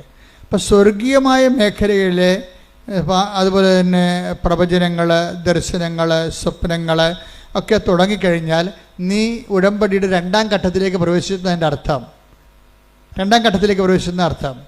ഇപ്പോൾ ഒരു മകള് ഇന്നലെ ഒരു സാക്ഷ്യം പറഞ്ഞത്, അവളുടെ കോളേജിൻ്റെ അമ്മ ഉടമ്പടി എടുത്തപ്പോൾ തന്നെ കോളേജിൻ്റെ വാതിക്കൽ മഴവില്ല് തെളിഞ്ഞു നിൽക്കുന്നു. അവൾ ഉടനെ മൊബൈൽ എടുത്തിട്ട് അമ്മയ്ക്ക് അയച്ചു കൊടുത്തു, അമ്മേ ഉടമ്പടി എടുത്തല്ലേ, ദേ അമ്മ മഴവില്ലുമായി എൻ്റെ മുമ്പിൽ നിൽക്കണമെന്ന്. അതായത് അടയാളം കണ്ടുകൊണ്ടേയിരിക്കും, വലിയ കാര്യങ്ങൾ ഇങ്ങനെ കണ്ടുകൊണ്ടേയിരിക്കും. അതുകൊണ്ട് ഇപ്പോൾ ബൈബിൾ എപ്പോഴും പറയണത് കാണുന്ന കാര്യങ്ങൾ വളരെ സീരിയസ് ആണ്, അവനെ കേൾക്കുന്ന കാര്യങ്ങളും. ഉടമ്പടിക്ക് രണ്ടുമുണ്ട്. ഉടമ്പടിക്ക് 3 കാര്യങ്ങളുണ്ട്. കാണുന്ന കാര്യങ്ങളുണ്ട്, കേൾക്കുന്ന കാര്യങ്ങളുണ്ട്, പിന്നെ എന്താണ്, ചെയ്യുന്ന കാര്യങ്ങളുണ്ട്. ദൈവമായിട്ട് ഇടപെടുന്നതിലെല്ലാം ഈ ഒരു 3 ഘട്ടങ്ങളെയും അഡ്രസ്സ് ചെയ്യേണ്ടി വരും. കാണുന്ന കാര്യങ്ങൾ, കേൾക്കുന്ന കാര്യങ്ങൾ, ചെയ്യുന്ന കാര്യങ്ങൾ. എന്താ കാര്യം വെച്ച് കഴിഞ്ഞാൽ സാക്ഷ്യത്തിൻ്റെ അകത്തെല്ലാം ഇതെല്ലാം സാക്ഷ്യത്തിലേക്ക് നമ്മൾ നയിക്കണമെങ്കിൽ ഈ 3 കാര്യങ്ങളും ഒരുമിച്ച് കൺകറേജ് ചെയ്യേണ്ടി വരും. അപ്പോൾ നിങ്ങളെന്ന് വെച്ചാൽ പ്രാർത്ഥന മാത്രം കൊണ്ടിരുന്ന സാക്ഷ്യം ഉണ്ടാകത്തതെന്നായി പറയണതിനർത്ഥം പിടിയ നിങ്ങൾക്ക് പലർക്കും അബദ്ധം പറ്റണത് ചുമ്മാ ഇത് പ്രാർത്ഥനയാക്കി മാത്രം കളയും. പ്രാർത്ഥനയല്ല, പിന്നെ എന്താണ്, അതിൻ്റെ അകത്ത് പ്രവർത്തനങ്ങളുണ്ട്, പ്രഖ്യാപനങ്ങളുണ്ട്. ശ്രുതിയുടെ മക്കളെ യേശുവേ സ്തോത്രം. ഹല്ലേലൂയ. 2 രാജാക്കന്മാർ 2:21 എടുത്ത്. 2 രാജാക്കന്മാർ 2:21. അവൻ ഉറവയ്ക്കടുത്തു ചെന്ന്, അതായത് ഇസ്രായേൽ ജനം വഴിമധ്യേ ഒരു ഉറവയിലെത്തിയപ്പോൾ അത് കുടിച്ചവർക്ക് ഭയങ്കര കയ്പ് തോന്നി. അതാണ് വിഷയം. വായിച്ചോളൂ. ഉപ്പ് അതിലിട്ടുകൊണ്ട് പറഞ്ഞു, കർത്താവ് അരുൾ ചെയ്യുന്നു, ഞാൻ ഈ വെള്ളം ശുദ്ധീകരിച്ചിരിക്കുന്നു. ഇനി ഇത് മരണത്തിനോ ഫലശൂന്യതയ്ക്കോ കാരണമാവുകയില്ല. അതായത് ഉപ്പിട്ട് കഴിയുമ്പോൾ എന്താ പറയുക, ഉപ്പിടണത് എന്താണ്, പ്രയോഗമാണ്. ആ പ്രയോഗത്തിൽ തന്നെ പ്രഖ്യാപനം ഇരിപ്പുണ്ട്. എന്താണ്, ഒന്നുകൂടി വായിച്ചേ. അവൻ ഉറവയ്ക്ക് അടുത്ത് ചെന്ന് ആ വിഷം പിടിച്ച ഉറവയ്ക്ക് അടുത്ത് ചെന്നിട്ട്, വിഷമുള്ള ഉറവയ്ക്ക് അടുത്ത് ചെന്നിട്ട് അവൻ എന്ത് ചെയ്തു? ഉപ്പ് അതിലിട്ടുകൊണ്ട് പറഞ്ഞു. കർത്താവിന്റെ നാമത്തിൽ ഉപ്പിട്ടുകൊണ്ട് പറഞ്ഞു. എന്താണ്? കർത്താവ് അരുൾ ചെയ്യുന്നു, ഞാൻ ഈ വെള്ളം ശുദ്ധീകരിച്ചിരിക്കുന്നു. ഇനി ഇത് മരണത്തിനോ ഫലശൂന്യതയ്ക്കോ കാരണമാവുകയില്ല. അതായത് കർത്താവ് അരുളി ചെയ്യുന്നു, ഇതിന് മരണത്തിന് കാരണമാവുകയില്ല, ഫലശൂന്യതയ്ക്ക് കാരണമാവുകയില്ല എന്ന് പറഞ്ഞാൽ എന്താണ്? ഉപ്പ് ഇടണത് പ്രയോഗവും മരണത്തിന് കാരണമാവുകയില്ല എന്ന് പറയുന്നത് പ്രഖ്യാപനവുമാണ്, ദൈവത്തിലുള്ള പ്രഖ്യാപനവുമാണ്. ഇതുകൊണ്ടാണ് ചില ആൾക്കാർ പണ്ട് പല പല കാര്യങ്ങൾ ചെയ്യുമായിരുന്നു. പിന്നെ ആൾക്കാരത് ഓവറായിട്ട് ചെയ്യാൻ തുടങ്ങിയപ്പോഴാണ് ഞങ്ങൾ ഈ പത്രത്തിൻ്റെ കാര്യങ്ങളൊക്കെ ഒന്ന് സബ്സിഡാക്കി കളഞ്ഞത്. പക്ഷേ എന്നാലും ഉപ്പ് ഇപ്പോഴും എഴുതുന്നുണ്ട് ആൾക്കാർ. മാവ് പൂത്തില്ലെന്ന് പറഞ്ഞു കഴിഞ്ഞാൽ ഉടനെ കൊണ്ടുപോയി അവർ ഉപ്പിട്ട് വിശ്വാസപ്രമാണം ചെല്ലും. ഇവിടെ ഞങ്ങളെ സംബന്ധിച്ചിടത്തോളം ഇവിടെ ഞങ്ങളെ തിരക്കാനോ പറയാനോ അന്വേഷിക്കാനോ ഞങ്ങളെ റെക്കമെൻഡ് ചെയ്യാനോ ആരുമില്ല എന്ന് പറഞ്ഞാൽ പരീക്ഷ ഹോളിലും ആൾക്കാർ കൊണ്ടുപോയി ഉപ്പ് പ്രയോഗിക്കും. എന്താ കാര്യം? കർത്താവ് അരുളി ചെയ്യുന്നു, എനിക്കിത് തോൽവിക്ക് കാരണമാകുകയില്ല. പ്രഖ്യാപനമാണത്. മനസ്സിലായില്ലേ? അപ്പോൾ ഇങ്ങനെ പക്ഷെ അങ്ങനെ എപ്പോഴും നമ്മൾ ശ്രദ്ധിക്കേണ്ടത്, ദൈവമായിട്ട് നമ്മൾ അമീക്കബിൾ റിലേഷനിലേക്ക് വന്നു നമ്മൾ ദൈവമായിട്ട് ഒരു സംശയമില്ലാത്ത ഒരു ബന്ധം, സംശയമില്ലാത്ത എപ്പോഴും വരണത് ഉടമ്പടിക്ക് വേണ്ട വിശ്വാസം, സംശയമില്ലാത്ത വിശ്വാസം വരണം. പ്രീഡിയ, നിങ്ങൾക്ക് ഉടമ്പടിയിൽ ഈ പ്രഖ്യാപനം ഫലിക്കാത്തതിൻ്റെ കാരണം സംശയത്തിൻ്റെ കണ്ടൻ്റ് ഉള്ളത് കൊണ്ടാണ്. നിങ്ങൾ ഉപ്പൊക്കെ ഇടുകയെ, പക്ഷേ ചിലത് ഫലിക്കത്തില്ല. കാര്യം വെച്ച് കഴിഞ്ഞാൽ അതിൻ്റെ അകത്ത് സംശയത്തിൻ്റെ കണ്ടൻ്റ് ഉള്ളത് കൊണ്ടാണ്. അപ്പം അത് നിങ്ങൾ എപ്പോഴും ചെയ്യേണ്ട കാര്യം വെച്ചാൽ ഈ സംശയം നീക്കാൻ വേണ്ടി പ്രത്യേകം ആന്തരിക അഭിഷേകം, അനോയിൻറ്റഡ് ഫെയ്ത്ത് എന്ന് പറഞ്ഞൊരു ഫെയ്ത്തുണ്ട്. ബൈബിളിൽ വലിയ വിശ്വാസം എന്നൊക്കെ പറയും, പക്ഷേ അനോയിൻറ്റഡ് ഫെയ്ത്താണ്. എന്നുവെച്ചാൽ അതിൻ്റെ അകത്ത് 10% ഫെയ്ത്തായിരിക്കും. കണ്ടൻറ്റ് വൈസ് 100% ഫെയ്ത്ത് വിശ്വാസം തന്നെയായിരിക്കും. അതിൻ്റെ അകത്ത് സംശയം ഉണ്ടാകത്തില്ല. 10 ദിവസത്തിന് കുറച്ച് വിശ്വാസം ഉണ്ടെങ്കിലും പക്ഷെ പെട്ടെന്ന് കാലം നനഞ്ഞപ്പോൾ കാറ്റ് പിടിച്ചപ്പോൾ പുള്ളി താഴെ പോയില്ലേ, ടക്കോന്നും താഴെ പോയി. അപ്പോൾ കർത്താവ് എന്താ ചോദിക്കണത്? അല്പവിശ്വാസി. അതാണ് ചോദിക്കണത്. എന്താണ് കാര്യം? സംശയിച്ചത്.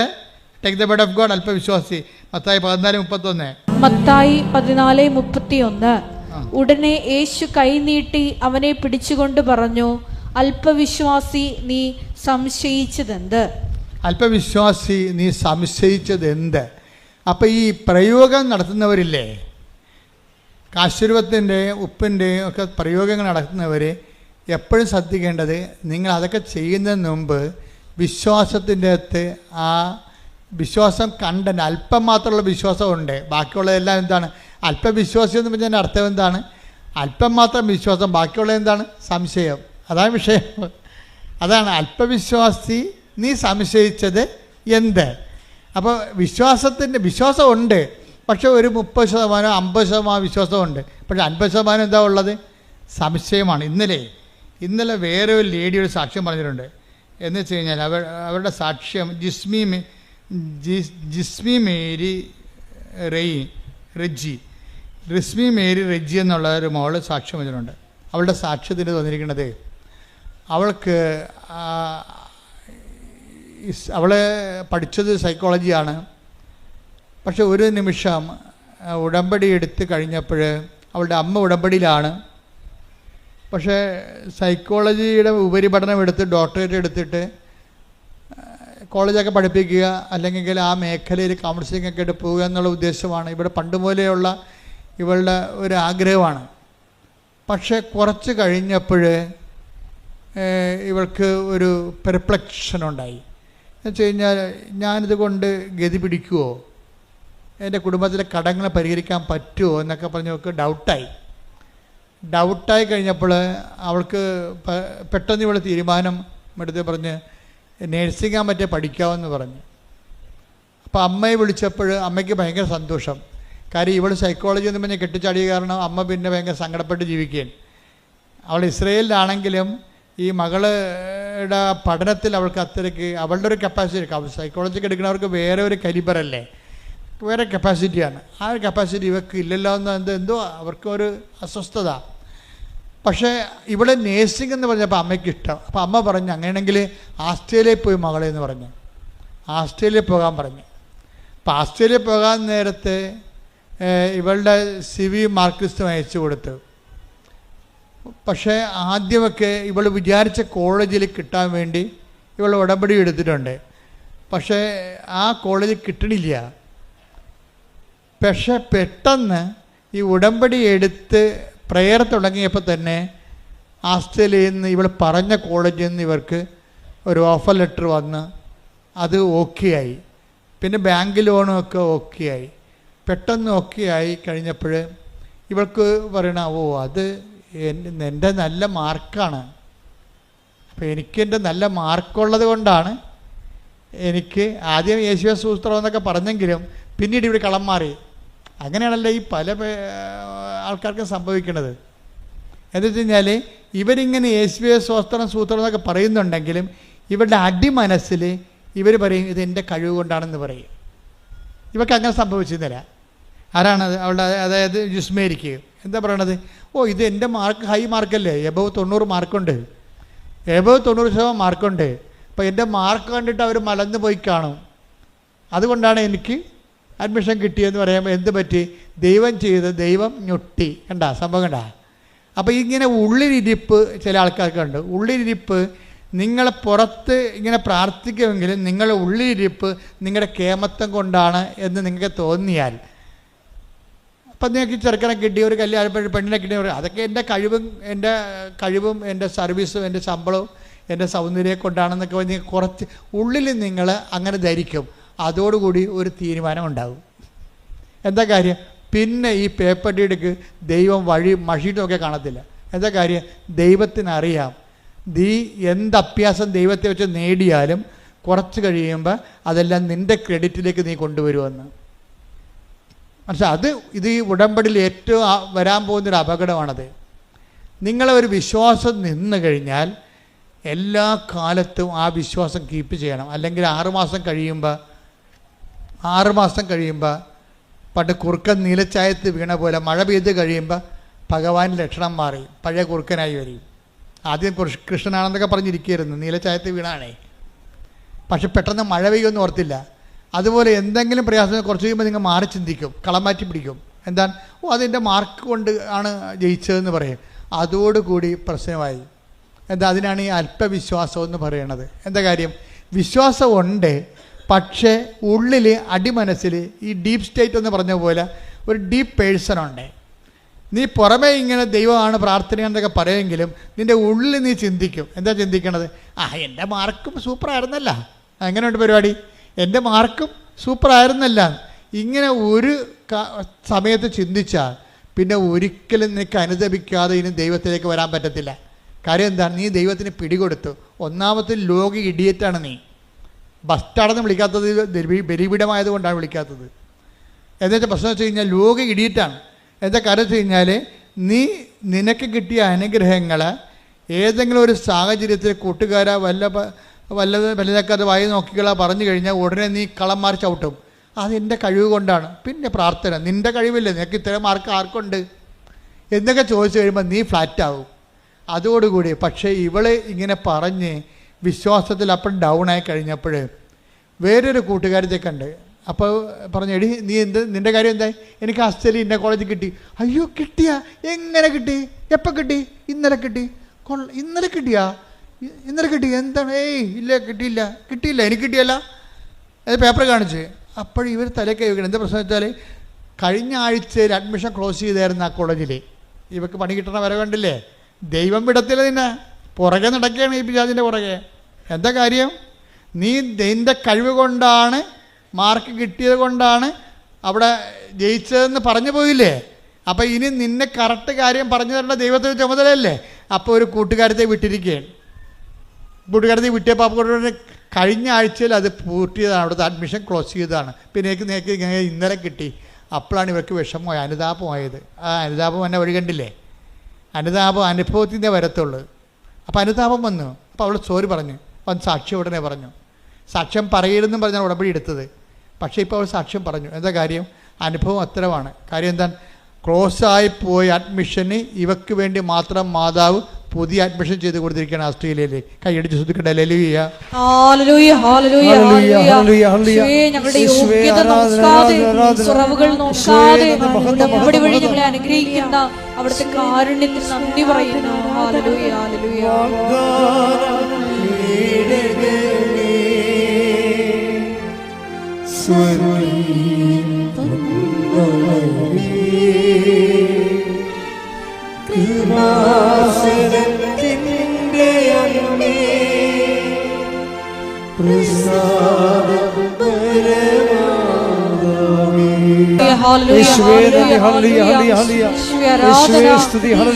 ആഴമായ അനുതാപം നൽകണമേ. രോഗസൗഖ്യ പ്രാർത്ഥനയിലേക്ക്.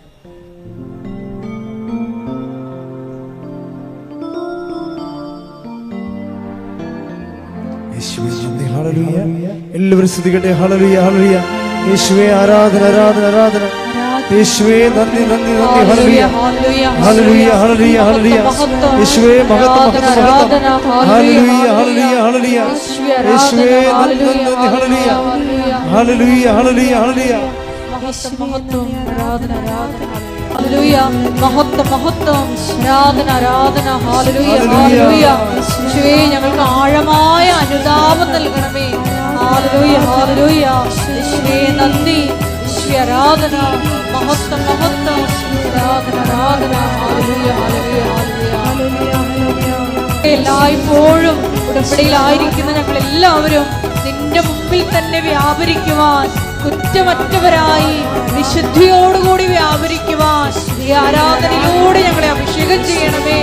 മനുഷ്യരിൽ ആശ്രയിക്കുന്നതിനേക്കാൾ കർത്താവിൽ ആശ്രയിക്കുന്നത് നല്ലത് എന്ന തിരുവചന വെളിപാടിലൂടെ ഈശോയെ നിന്നിൽ മാത്രം ആശ്രയം വെച്ച് ജീവിതത്തെ പുനഃക്രമീകരിക്കുവാൻ ഈ ആരാധനയിലൂടെ ഞങ്ങളെ അഭിഷേകം ചെയ്യണമേ. ആരാധന, ഹല്ലേലൂയ, ഹല്ലേലൂയ, ഹല്ലേലൂയ. ആരാധന, ഹല്ലേലൂയ, ഹല്ലേലൂയ, ഹല്ലേലൂയ.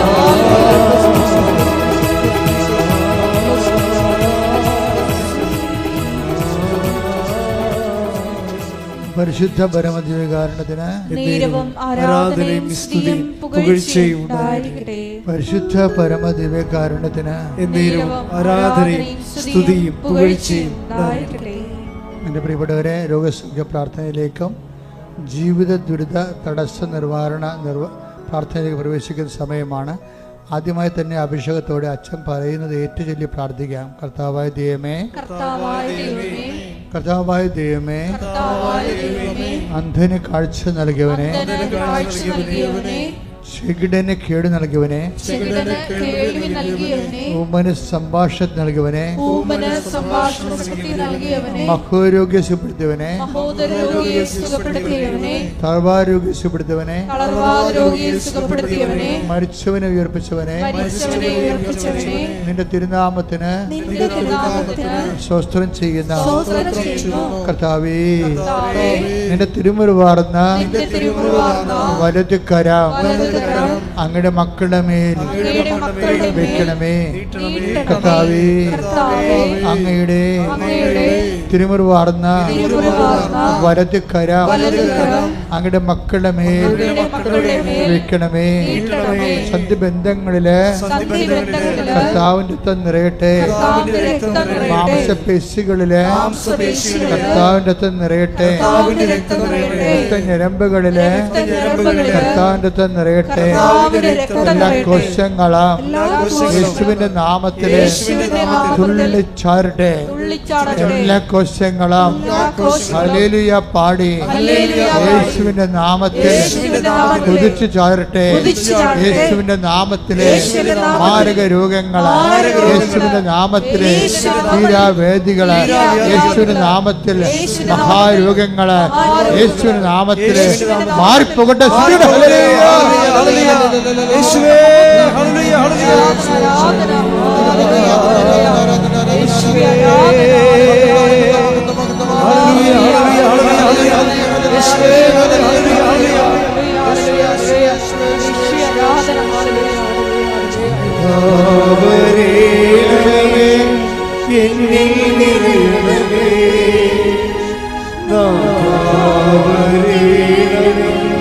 സൗഖ്യം നൽകണമേ. നാഥാ വരേണമേ, എന്നിൽ നിറയണമേ. നാഥാ വരേണമേ, സൗഖ്യം നൽകണമേ. പരിശുദ്ധ പരമ ദിവ്യകാരുണ്യത്തിന് എൻ്റെ മക്കളെ, സമാധാനമില്ലാത്ത കുടുംബങ്ങള്, വീടില്ലാത്തവര്, വഴിയില്ലാത്തവര്, ജപ്തി നടപടിയിൽ അകപ്പെട്ടു പോയിരിക്കുന്നവര്, സാമ്പത്തിക ബാധ്യതയുള്ളവര്, ജീവിതമാർഗം മുട്ടിപ്പോയവര്, കുഞ്ഞുങ്ങളെക്കുറിച്ച് അവലാതിയും വേവലാതിയും ഉള്ളവര്, കുഞ്ഞുങ്ങളുടെ ദുർഘടമായ ദുരന്തപൂർണമായ ചില ബന്ധങ്ങളും ചില അവസ്ഥകളും കൊണ്ട് വേദനിക്കുന്ന മാതാപിതാക്കന്മാർ, ഭാര്യാഭർത്താക്കന്മാർ തമ്മിൽ വേർപിരിഞ്ഞ് ജീവിക്കുന്നവർ, ഒരുമിച്ച് ജീവിക്കാൻ ആഗ്രഹിക്കുന്നവർ, ജോലിക്ക് വേണ്ടി പരിശ്രമിക്കുന്നവർ, ജോലി നഷ്ടപ്പെട്ടിട്ട് അടുത്ത ജോലിക്ക് വേണ്ടി പരിശ്രമിക്കുന്നവരും, അതുപോലെ തന്നെ ജോലി ഇല്ലാത്തവരും, അതുപോലെ തന്നെ പലതരത്തിലുള്ള കുടുംബത്തിൻ്റെ പ്രാരാബ്ധങ്ങൾ, വിവാഹം ഒത്തുവരാത്തവർ, മക്കളില്ലാത്തവർ, ഇതുപോലെ വിദേശപരമായ ജോലിക്ക് വേണ്ടി ശ്രമിക്കുന്നവരും മറ്റു തരത്തിലുള്ള ജോലികൾക്ക് വേണ്ടി ഉദ്യമിക്കുന്നവർ, ഉദ്യമങ്ങൾ പരാജയപ്പെട്ടതും നിരാശകളും നീറ്റലുമായി അനുഭവിക്കുന്നവർ, അങ്ങനെ വ്യത്യസ്തങ്ങളായ ഭീഷണികൾ, പലതരത്തിലുള്ള കേസുകൾ, കോടതികൾ, ജയിലിൽ കിടക്കുന്നവർ പോരും. ഈ മേഖലകളെല്ലാം ദൈവത്തിൻ്റെ കരുണ, പരിശുദ്ധ കൃപാസനം അൾത്താര ജീവനോടെ പ്രത്യക്ഷപ്പെട്ട പരിശുദ്ധ അമ്മയുടെ ശക്തി ദൈവനാമത്തെ കടന്നു ചെന്നുകൊണ്ട് കർത്താവിൻ്റെ കൃപയിൽ ഇടിമുഴക്കം പോലെ അവിടെ എല്ലാം വിടുതൽ ലഭിക്കാൻ വേണ്ടി ശ്രുതികട്ടെ. ഹല്ലേലൂയ.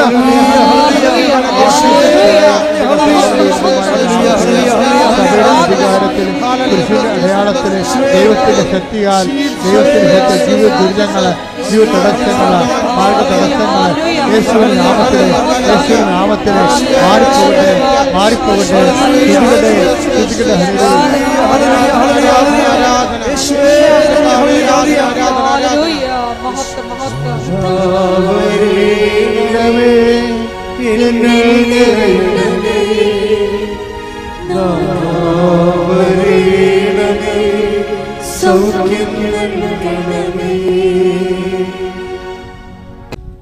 എൻ്റെ പ്രിയപ്പെട്ടവരെ, വ്യക്തിപരമായ ആവശ്യങ്ങൾക്ക് വേണ്ടി പ്രാർത്ഥിക്കാനായി മുട്ടേ നിൽക്കുക. നിങ്ങൾ ഉടമ്പടി വെച്ച കാര്യങ്ങൾ, ഉടമ്പടിയിൽ വെക്കാൻ പോകുന്ന കാര്യങ്ങൾ ഇപ്പോൾ പരിശുദ്ധ അമ്മയുടെ മാധ്യസ്ഥത്തിൽ ഓൺലൈനിലുള്ളവർ സമർപ്പിക്കുക. പരിശുദ്ധ അമ്മയുടെ മാധ്യസ്ഥ ഈശോയ്ക്ക് ഏൽപ്പിക്കുക.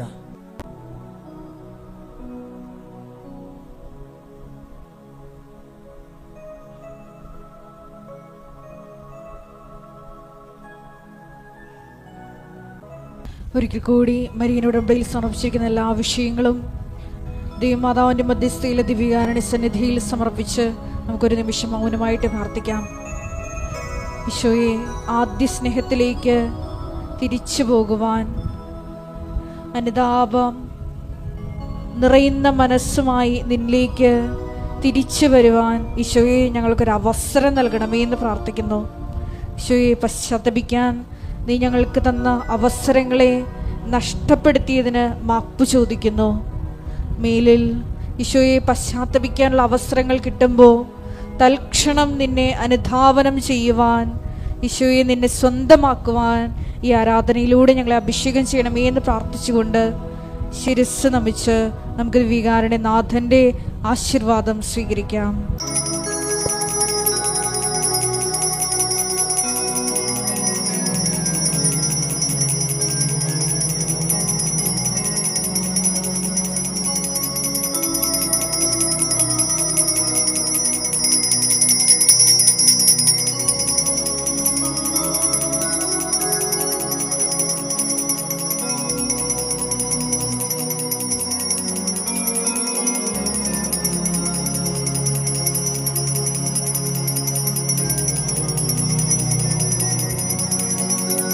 പരിശുദ്ധ പരമമാ ദിവ്യകാരുണ്യമേ,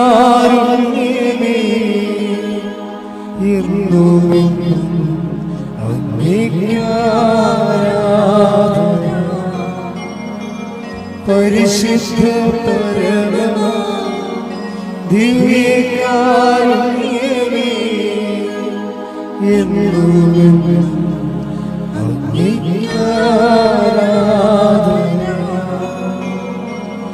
പരിശുദ്ധ പരമമാ ദിവ്യകാരുണ്യമേ, എന്നും അങ്ങേയ്ക്കാരാധന.